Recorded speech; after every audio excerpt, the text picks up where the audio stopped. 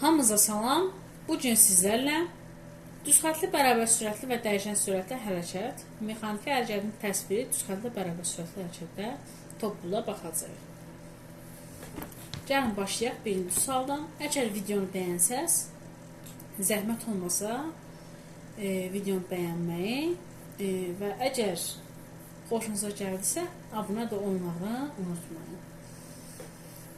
Başlayaq birinci sualdan. Əgər nəsə problem olsa dediklərimdə zəhmət olmasa şərhlərdə yazıb müzakirə etməyi unutmayaq. Baxaq birinci suala. Yerdəyişmənin dəyişmə eğiliyini xarakterizə edən fiziki cəmiyyət hansıdır? Biz bilirik ki, yerdəyişmənin dəyişmə eğiliyini xarakterizə edən cəmiyyət sürətdir. Elə oradan buna görə cavabımızı sürət işarələyə bilərik. Mexaniki hərəkət zamanı aşağıdakı cəmiyyətlərdən hansı sıfıra bərabər ola bilər? Baxırıq birinci yer dəyişməyə. Baxın, diqqətlə yer dəyişmə. Yer dəyişmə hər zaman sıfıra bərabər ola bilər. Niyə? Çünki məsələn biz mexaniki hərəkət zamanı 10 metr qabağa getsək, 10 metr də arxaya getsək, yenə yer dəyişməmiz sıfır olacaq. Yer dəyişməyəcək axı. Ona görə A-nı götürürük. Digərlərini də izah eləyəsə olsaq, gedilən yol, məsələn, bayaq dediyim kimi 10 metr qabağa, 10 metr arxaya getsək, gedilən yol sıfıra bərabər olmayacaq, artacaq, 20-yə bərabər olacaq. Kinetik enerjiyə baxırıq. Kinetik enerji də ola bilməz, çünki sürət mexaniki hərəkət zamanı heç zaman sıfıra bərabər olmur.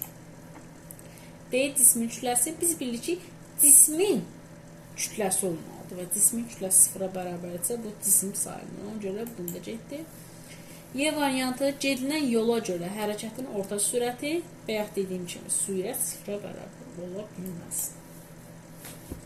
Baxırıq üçüncü suala. Üçüncü sualda bizə deyir ki, ədədi qiymətcə vahid zamanda yer dəyişməyə bərabər olan fiziki cəmiyyət necə adlanır?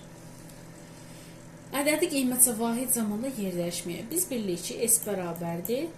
Biraz xəttim pis üzr istəyirəm sizdən, ona görə yeni başlamışam. V vurulsun T'dir. Və biz bilirik, burada bizə deyir ki, vahid zamanda, yəni zaman 1 olmaq şərti ilə. Biz bilirik ki, vahid 1 deməkdir. V vurulsun 1. Onsuz da V vurulsun 1-də V-yə bərabər olduğu üçün S bərabər olur V-yə. Biz buradan bunu alırıq vahid zamanda. Ona görə buraya yazırıq sürət. Keçək dördüncü sualımıza. Verilmiş hərəkət şəraitində ölçüləri nəzərə alınmayan cisim necə adlanır? Verilmiş hərəkət şəraitində ölçüləri nəzərə alınmayan cisim maddi nöqtə adlanır. Bunların çoxu güvən qaydasında var. Sizə güvənin qaydasından oxumanızı tövsiyə edə bilərəm. Baxaq 5-ci suala. 5-ci sualda bizə deyir ki, cismin başlanğıc vəziyyətini onun son vəziyyəti ilə birləşdirən istiqamətlənmiş düzxət partiyası necə adlanır? Yenə bayaq dediyim kimi, güvəndən oxusanız, bunların hamısı orada var. Yəni, oradan bilmək olar. İzah eləməyə də qalsa, buradan biz bilirik ki, əyri xət trayektoriya adlanır. Əgər düz xət parçasıdırsa, bu yer dəyişmə adlanır. Burada düz xət parçası dediyi üçün biz yer dəyişməni götürürük. Cismin sürəti ilə zamanın hasilə hansı fiziki cəmiyyətə uyğundur?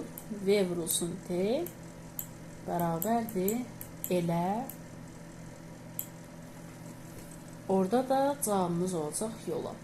Yəni C variantını. Cismin digər cisimlərin nəzərən zaman keçdikcə vəziyyətinin dəyişməsi necə adlanır? Baxırıq birinciyə, sürət vəziyyətinin dəyişməsi deyil. Necə məntiqsiz və əlaqəsiz. Difuziya bilirik ki, istidən genişlənmə falandır. Bunları götürürük. C variantına mexaniki hərəkət, bəli, mexaniki hərəkətdir. Cavabımız trayektoriya ilə təcildə bilirik ki, vəziyyətin dəyişməsi ilə əlaqəsiz bir şeydir. Məntiqə uyğun gəlməlidir. Baxırıq 8-ci suala. Bərabər sürətlə hərəkət edən cismin getdiyi yolun zamandan asılı qrafiki vermişdir. Cismin sürətini hesablayın. Biz burada görürük ki, cisim düz xətli bərabər sürətlə hərəkət edir. Baxın, burada da yazır, həm də burada asıllığını verilir. Ona görə biz bilirik ki, ha onu 2-yə bölsək, yəni bu S-i bu T-yə bölsək, ya da ki S-i 20-ni, buradakı S-i Bu 4-ə bölsək də bizə eyni qiymət alınacaq. Yəni 10 da 2-yə bölsək 5 eləyir, 20 də 4-ə bölsək 5 eləyir. Buradan görürük ki, bərabər sürətlidir. Elə bərabər sürətli olduğunu burada da yazır.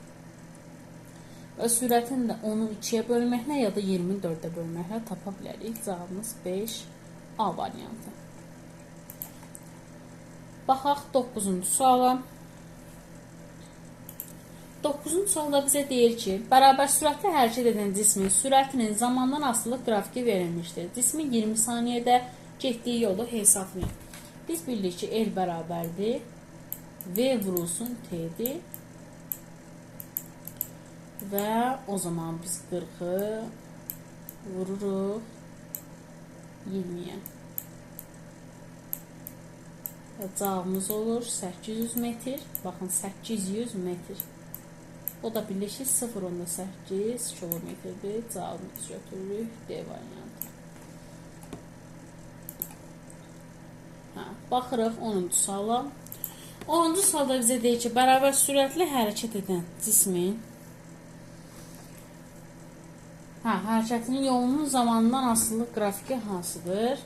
Yolunun zamanından asılı qrafiki. Bərabər sürətli və yaxud nətər dedik burada? Bərabər sürətlə hərəkət edilir. Görürsünüz, S-in T-dən asılığı düzdür. Elə burada da ona görə düz asılığı götürəcək. Yəni da biz bilirik ki, bərabər sürətlə hərəkət edirsə, S-i T-dən düz asılıdır. Bunu nə ilə göstərə bilərik? S bərabərdir.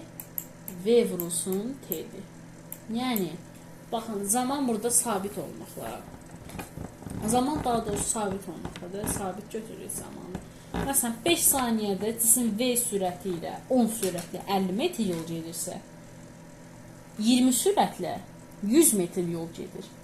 Ona görə baxın, sürətdə 2 dəfə artdı. S də, yəni yolumuz da 2 dəfə artdı. Ona görə biz deyirik ki, düz asılıdır. Düz asılılığın da qrafiki bilir ki, E variantındadır. Baxırıq 11-ci suala. Bərabər sürətli hərəkətdə sürətin zamandan asılılıq qrafikası hansıdır? Sürət bilir ki, bərabər sürətli hərəkətdə zamandan asılı deyil. Çünki V konstantdır. Bərabər sürətli hərəkətdə V konstantdır, yəni dəyişmir.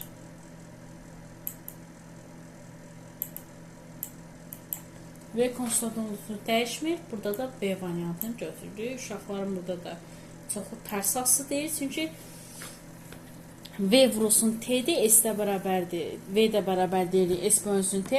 Onda məxrəcdədirsə T deyilik səhv. Tərs asıdır, amma bundan onun əlaqəsi yoxdur. Bəli, dəyişən sürətli hərəkətdə, əgər yeniləşən hərəkətdirsə, düz asılı olur sürətlə zaman. Əgər yavaşlayan hərəkətdirsə, zamanla sürət tərs asılı olur. Ancaq bizdə burada bərabər sürətli hərəkət deyil. 2400 saniyə neçə dəqiqədir? 2460-a bölürük 40 dəqiqə. Yazırıq 40 dəqiqə. 1.5 saat neçə dəqiqədir? 1.5-i vururuq 60-a, eləyir 90 dəqiqə. Bəli, keçirik 14-cü suala. Sürətin zamandan asılılıq qrafikinə görə 2 saniyədə cismin getdiyi yolu hesablayın. Baxırıq buradan 2 saniyədən burayla birləşdiririk. Burada biz fiqurun sahəsini tapmaqla rahatcana hesablaya bilərik. Ya fiqurun sahəsini tapmalıyıq, ya da ki, elə V-ni T-yə vurub, onsuz da yenə də ala bilərik.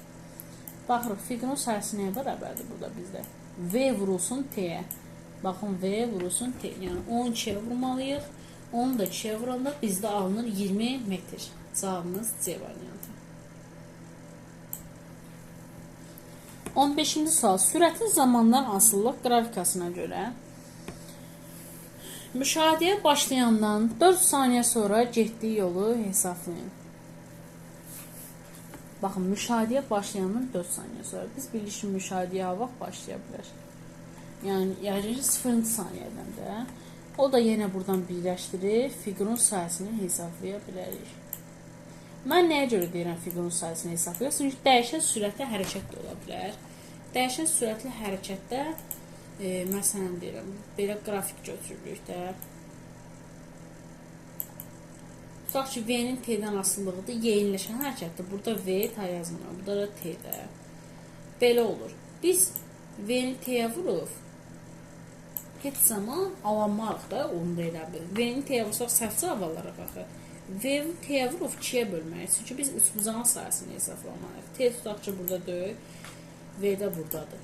Biz üçbucağın sayəsini hesablamalıyıq. Ona görə indidən deyirəm ki, sayı hesablayarıq, sonradan çaşmayaq. Yadımızdan çıxmasın.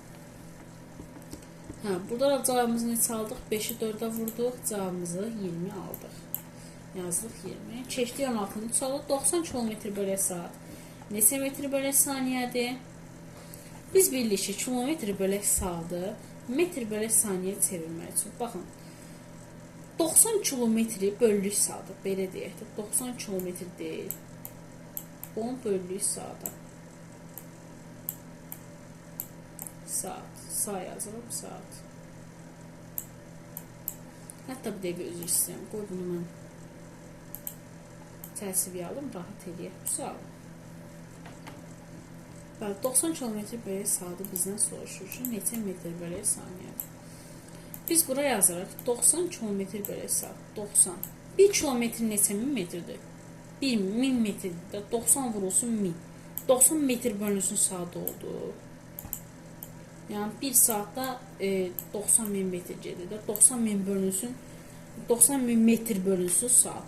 Və deyirsiniz burada metr/saniyədir. Bunu da saniyəyə çevirməliyik. 1 saat neçə saniyədə? 60-60'a vurub 3600. Bizdə elə bunlar getdi. 36 ilə də 10 bizdə ixtisar getdi. Burada 5 qaldı. Burada da 18 qaldı. Elə 18 ilə də bizdə 90 ixtisar gedir. Burada da 5 qalır. 5'i də 5'ə vurduqda cavabımız alır 25 metr/saniyə. Buradan da biz başa düşürük ki, kilometr/saatı metr/saniyə çevirmək üçün biz onu 3/6'ya bölməliyik. Yəni 90 böl 3/6 ilə də kilometr/saatı metr/saniyə çevirə bilərik və ya əksinə metr/saniyəni kilometr/saatı çevirmək üçün də istifadə edə bilərik. Bundan sonra baxırıq digər sualımıza. 17. 50 km/saat neçə metr/saniyədir? Elə biz bayaq dedik ki, 3/54'ü 3/6'ya bölüb metr/saniyə ala bilərik. Onda da cavabımız olur 15 metr/saniyə. Ondan sonra baxırıq 18-ci suala. Düz xətli bərabər sürətli hərəkət zamanı hansı ola bilər? Düz xətli bərabər sürətli hərəkət zamanı təcrid olmuyor ümumiyyətcə. Bunu çıxırıq buradan. S konstant olur. Xeyr, S dəyişir. X konstant olur, X ilə koordinatda o da dəyişir. V konstant olur. Cavabımız düzgün C variantıdır. 19-cu suala baxaq. İki maddi nöqtənin koordinatının zamandan asılılıq qrafikləri verilmişdir. Müşahidəyə görə müşahidəyə başlayandan 3 saniyədə sonra maddi nöqtələrin arasındakı məsafəni müəyyən edin. Biz burada baxırıq. Baxın. Bu cisim 15 metr yol gedir 3 saniyədə. Diqqət yetirin, 15 metr yol gedir. Niyə? Çünki 25 metr buradadır. Koordinatı 25-ci koordinatdır. Elə bir ədəd oxu üzərində göstəririk də. Bura 25-dir. Bura da 10-dur. Cisim 10-cu metrdən gəlir 25-ci metrə.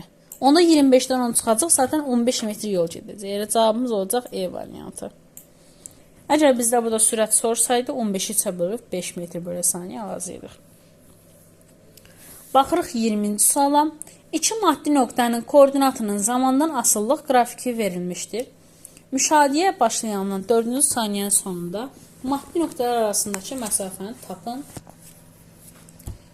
4-cü saniyənin sonunda görürük ki, 4-cü saniyənin sonunda koordinatlar kəsişir, ona görə cavabımız olacaq 0. Bugünlük bu qədər. İlk 20 sualı paylaşdım. İnşallah ki, sabahda digər 20 sualı paylaşacağım. Ondan sonra da digər 20 sualı və yərdiniz test qutarı. Sağ olun, salamat qalın.